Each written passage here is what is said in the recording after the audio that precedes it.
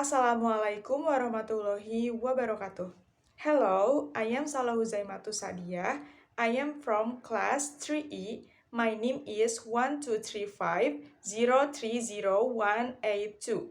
Majoring in English Literature, Faculty of Adab and Humanities, UIN Sunan Gunung Jati Bandung. This video was made to fulfill the translation course assignment.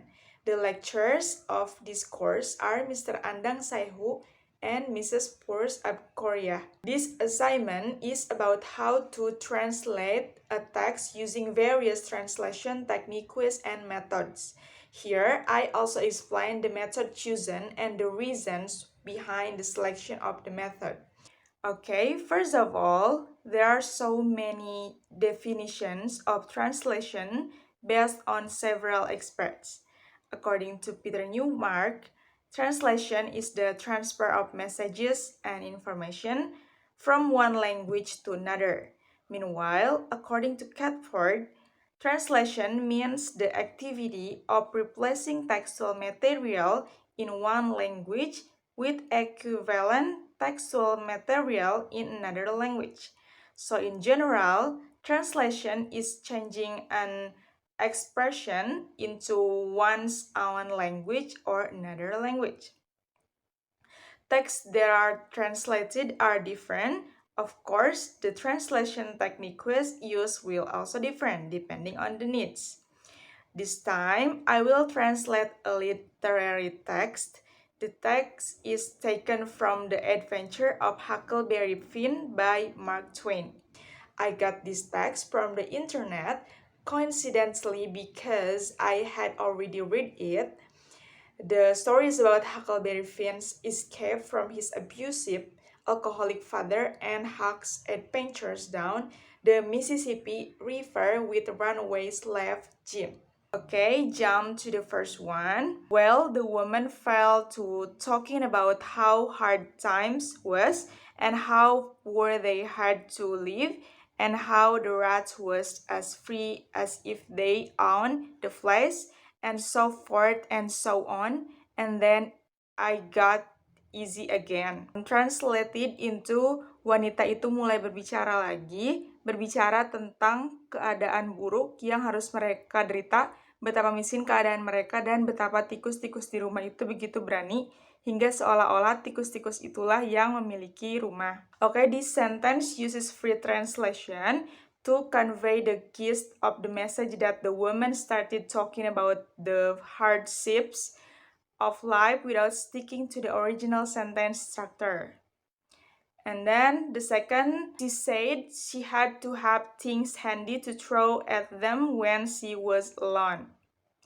Translated into kata wanita itu, ia terpaksa menyediakan sesuatu untuk alat pelempar tikus-tikus itu. Translated using communicative method. This sentence emphasizes the speaker's intention, which is to protect themselves. The word handy translates supposed to be ready or within easy reach, but the context is adapted to fit the station. The third is, she showed me a bar of lead twist up into a knot. Translated into ditunjukkannya sepotong tembaga yang dipuntir hingga merupakan simpul.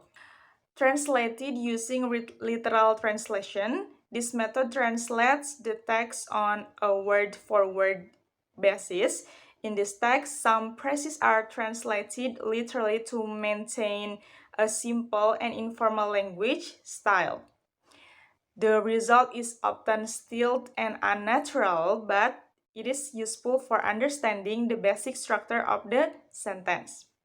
The sentence describes the object in detail, so a literal translation is considered to most appropriate to maintain the visualization of the object. Next, it hurt her arm so becomes kesakitan. This method is modulation because it changes the point of view. For example, changing a positive sentence into a negative one or vice versa. For example, the sentence emphasizes the effect of the action. Next, kalku. This method involves translating an idiom even though the result may not fully match the target language. For example, in this text, the phrase "I let drive" might be translated literally as cepat-cepat. Also, if the next one, this is an example of kalku. The actual meaning is menangkap or memukul, and in the text is translated as melempar. And then borrowing. Some words or phrases may be borrowed directly from the source language without translation. This is often done to retain the nuances of the original or specific terms that do not have exact equivalence in the target language. For example, words like recon or hang may be borrowed because there is no perfect equivalent in Indonesian language. I recon, I suck like a leaf in the text becomes gulungan benang, and tubuhku gemetar bagaikan daun ditiup badai. And then lastly, equivalent. Equivalent method uses different expression but has the same meaning. For example, in the text, she went on talking about her and her husband's matters. Translated into sambil bekerja, ia berbicara tentang suaminya. So the conclusion is that different texts can have different method provision back home. In the text I choose, for example, it belongs to the literary type that emphasizes poetry and meaning. In translating the text, we can use free translation to better describe the situation. It can also be word to word if you want to be structured between the previous text and the translation.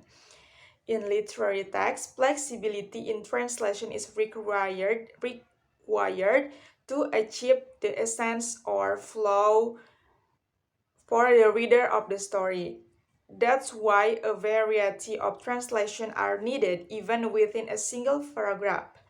Maybe that's all from my explanation. Please apologize if there are wrong words and wrong translations because I'm still in the learning stage. Thank you. Wassalamualaikum warahmatullahi wabarakatuh.